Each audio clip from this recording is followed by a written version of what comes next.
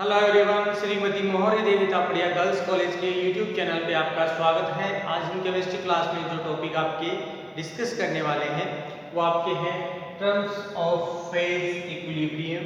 आपके जो अपन बात करें कि जो टर्म्स पढ़ रहे थे आपकी फेज इक्विलिब्रियम प्रावस्था शामिल से, देखिए इसमें अपन ने अपने प्रीवियस वीडियो में बात की थी कि भी इस चीज को समझने के लिए आपको तीन तरह की जो टर्म्स हैं वो पढ़नी पड़ेगी। एक था इसमें आपके पहले टर्म जो फेज रूल है, दूसरा जो आपकी फेज दे रखी है,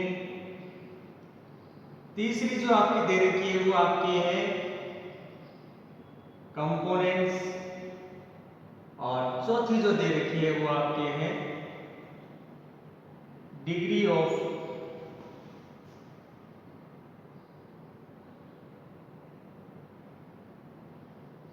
डिसोसिएशन, या फिर कह दें स्वतंत्रता की कोटि कह दें। तो यहाँ पर जो है इनसे रिलेटेड जो टर्म्स हैं वो किसी भी अपन बात करें कि रिएक्शन कह दें, किसी प्रोसेस के अंदर कह दें, तो जो फेज इक्विलिब्रियम है उनके लिए ये चीज़ें पहले से ही मैंडेटरी रूप से कह दें या अपने प्रारंभिक रूप से ध्यान होना आवश्यक है। जिसमें अपन बात करें जो फेज रूल है, इसमें आपने सबसे पहले बात की कि भी आपका सिस्टम या जो निकाय है वो क्या होता है।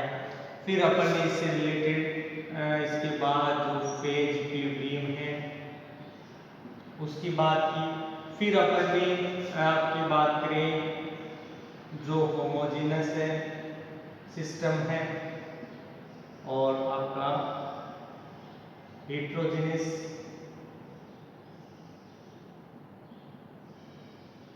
इस सिस्टम है। अपन ने यहाँ तक जो है इसको एक्सप्लेन किया और साथ में आपका जो गिब्स समीकरण था F इक्वल्स टू आपके C माइनस P प्लस 2 जो आपका इक्वेशन था उसके आधार पर अपन ने कहा कि भाई यहाँ पर जो है अपन इसको अप्लाई करके अपन जो अलग अलग प्रावस्थाएं हैं वो अपन बता सकते हैं। तो साथ में स्वतंत्रता की जो कोटि है उसको भी अपन एक्सप्लेन कर सकते थे।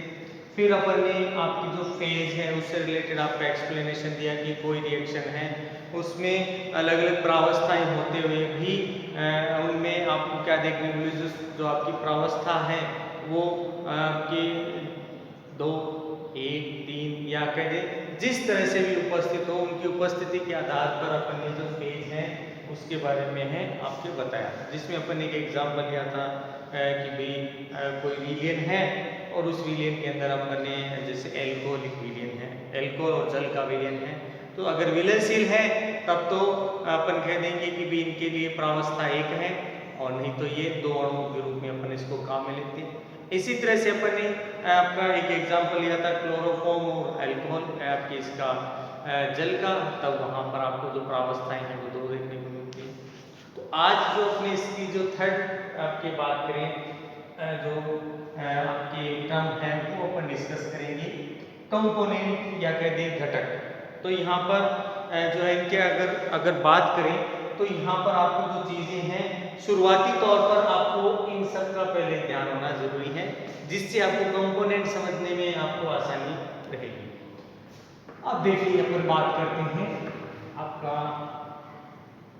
कंपोनेंट से रिलेटेड। तो यहाँ पर समझना आपको कि कंपोनेंट क्या होता है, कंपोनेंट जो है किस तरह से इसमें आपके जो घटक है उनको लिखा जाता है।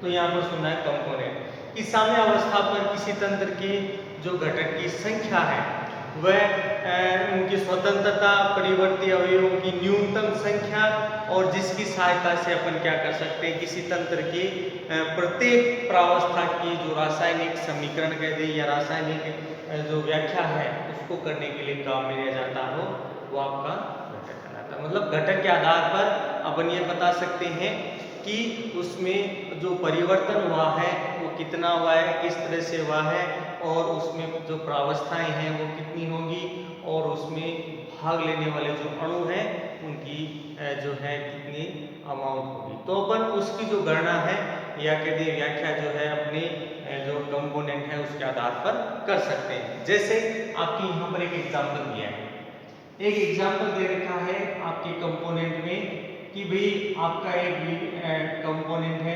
Na2SO4 sodium sulphate. तो यहाँ पर बताया जो सोडियम सल्फेट है और उसके साथ आपका जल का विलयन करें। अब ये दोनों एक साथ उपस्थित हैं।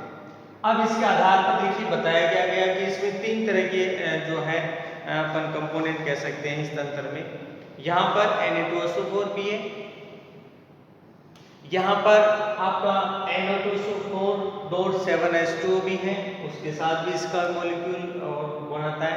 इसके अलावा बात करें यहाँ पर 10H2O भी इसके साथ उपस्थित हो सकता है।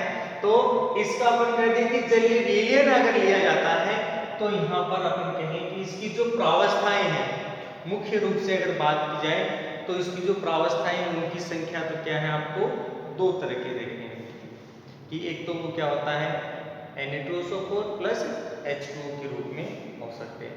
अब यहाँ पर इन प्रावस्थाओं को एक्सप्लेन किस तरह से किया जाता है, तो यहाँ पर ध्यान रखना है कि एक तो प्रावस्था और दूसरा कंपोनेंट यानी उसका घटक।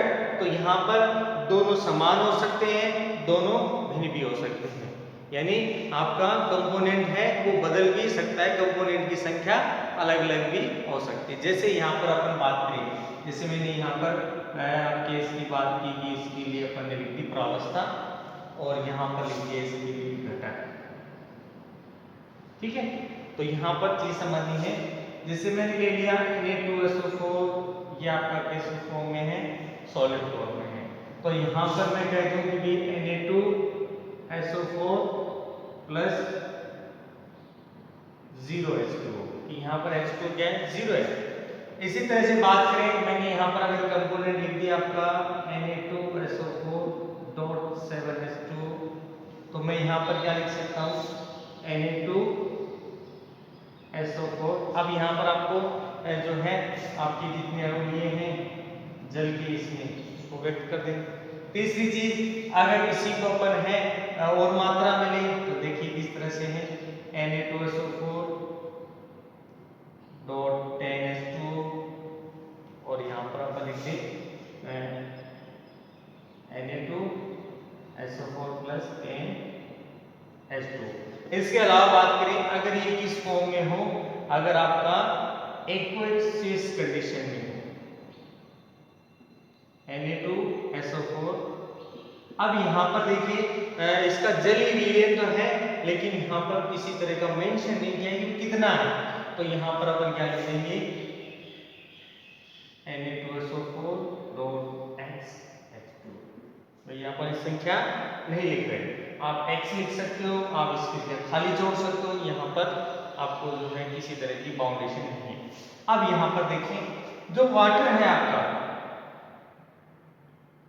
ये बर्फ रूप में भी तो होता है, तो यहाँ पर क्या लिख दें 0 Na2SO4 प्लस, अब यहाँ पर भी संख्या नहीं है तो यहाँ पर लिख दें H2। इसके अलावा बात करें अगर ये किस रूप में हो, वाष्प रूप में हो, तब भी यहाँ पर अपन Na2SO4H2 इस तरह से लिख सकते हैं। तो यहाँ पर अपने को देखने से क्या पता चल रहा है कि जो इसकी प्रावस्थाएं हैं वो क्या हो रही है, बदल रही है, बहुत सारी हैं, ठीक है। लेकिन अपन अगर बात करें इसके घटकों की तो यहाँ पर देखिए घटक आपको 2 तरीके के ही दिखाई देंगे। तो यहाँ पर अपन बात करें, अभी अपन ने जो सोडियम सल्फेट है उसका जो जलीय विलयन लिया है या कहते हैं उससे रिलेटेड उसकी प्रावस्थाएं दिखाई है, उसके लिए अगर अपन बात करें उसका जो कंपोनेंट नंबर है, इसके लिए बात करें कि इसका जो कंपोनेंट नंबर होगा वो कितना है 2। इसके लिए कंपोनेंट या इसके जो घटक हैं उनकी संख्या कितनी होगी 2 होगी, ठीक है। अब इसके अपन एक उदाहरण से और समझते हैं इस चीज को। आगे आपने दे रखा है कि जो आपका कैल्शियम कार्बोनेट है। उस कैल्शियम कार्बोनेट को क्या किया गया है, आपके उसका जलीय विलयन बनाया गया है, उसका अपघटन किया गया है, मतलब उसको तोड़ा गया है। तो यहाँ पर क्या बताया गया है कि सामान्यतः जो कैल्शियम कार्बोनेट है वो 3 तरह की प्रावस्थाएं हैं वो यहाँ पर प्रदर्शित करता है, जैसे यहाँ पे की थी।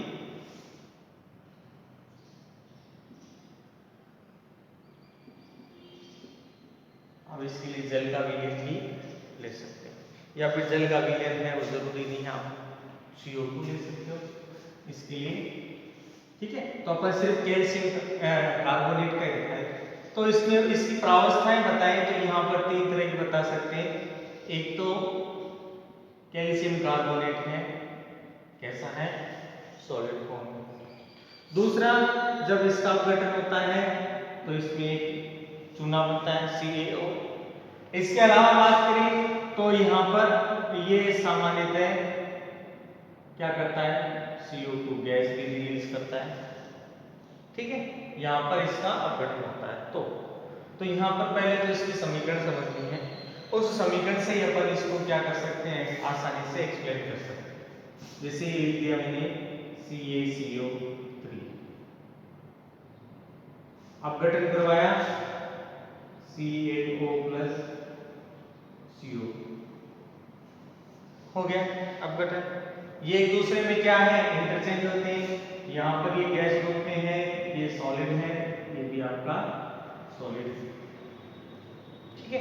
तो यहाँ पर अब इसमें घटकों की संख्या की बात करें कि यहाँ पर उपरोक्त को देख के तो ये लगता है कि भाई ये क्या है, इसमें जो प्रावस्था है वो तो 3 है, और 3 प्रावस्थाओं के साथ साथ इनमें घटक भी क्या होने चाहिए, वास्तविक 3 होने चाहिए, लेकिन वास्तविकता में ऐसा नहीं है।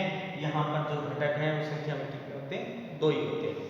अब इसको अपन है इस तरह से समझेंगे कि माना कि कैल्शियम कार्बोनेट और आपका जो चूना है उसमें अपन अगर 2 घटकों के रूप में लेते हैं तो अपन इसको, इसकी जो प्रावस्था है CaCO3, इसको लिख लिया CaCO3 प्लस CaO।